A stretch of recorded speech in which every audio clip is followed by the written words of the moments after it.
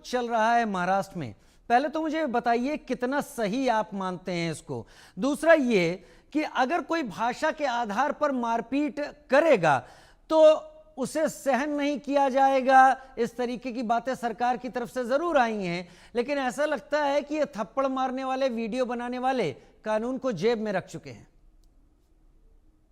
बिल्कुल राजीव जी, पहले तो मैं साधुवाद दूंगा नित्यानंद जी को और पंकज जी को कि जिन्होंने ये इनिशिएटिव लिया है और लीगल प्रोसेस की तरफ, क्योंकि लॉ के अधिकारी हैं दोनों लोग, तो बहुत अच्छा उन्होंने इनिशिएट किया। मैं साधुवाद देता हूँ। और दूसरी चीज, आप एक चीज देखिए, इस देश के अंदर विभिन्न भाषाएं, विभिन्न संस्कृति, विभिन्न कल्चर का देश है। ये एक बहुत शानदार गुलदस्ता है तमाम चीजों के समावेश के साथ में। अब आप क्या कर रहे हैं वहां पर, ठाकरे बंधु वहां उस तरीके की चीजें क्रिएट कर रहे हैं, लेकिन दुर्भाग्यपूर्ण ये है कि वहां की सरकार क्या कर रही है, आखिर किस चीज से डर रही है। आप हर चीज में केवल पॉलिटिकल माइलेज देखेंगे, पॉलिटिकल बेनिफिट देखेंगे, तो इस देश के अंदर तो कानून व्यवस्था और देश की जो समरसता का ढांचा है वो चरमरा जाएगा। क्यों नहीं देवेंद्र फडणवीस एक ऐसी कार्रवाई करते हैं जो मिसाल बने और किसी और की हिम्मत ना पड़े किसी और के ऊपर कार्रवाई इस तरीके से गुंडागर्दी करने की। वहां खुलेआम गुंडागर्दी चल रही है, सरकार हाथ पर हाथ धरे बैठी है। दूसरी चीज, उनके सरकार में जो सहयोगी शिवसेना ठाकरे सॉरी शिंदे वाली है,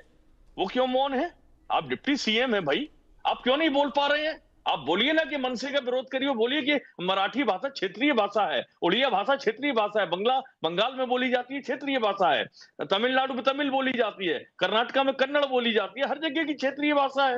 हिंदी तो समग्रता में सबको पिरोती है। हिंदी में तो किसी क्षेत्र की एक स्पेसिफिक भाषा तो है नहीं है, हिंदी तो पूरे देश की भाषा है। तो हिंदी से कौन सा परहेज है भाई? लेकिन मैं एक चीज जरूर कहूंगा इंडिया न्यूज के मंच पर कि इसमें कहीं ना कहीं सरकार दोषी है। सरकार कार्रवाई करने की, इन गुंडों के खिलाफ कार्रवाई करने की हिम्मत नहीं जुटा पा रही है और इस चीज को जानबूझ के क्रॉप अप किया जा रहा है कि भाई क्षेत्र के आधार पर बंटो। आप एक चीज देखिए, इस देश को पहले हम लोग देखते थे हिंदू और मुसलमान से शुरू हुआ था, राम जन्मभूमि आंदोलन हुआ, हिंदू मुसलमान किया गया, उसके बाद आपने जातियों में बांटा, फिर आपने वर्गों में बांटा, फिर आपने संप्रदायों में बांटा, अब आप भाषा के आधार पर बांट रहे हैं, कल को आप खान पान के आधार पर बांटेंगे। इस देश को कितने बार बांटेंगे भाई?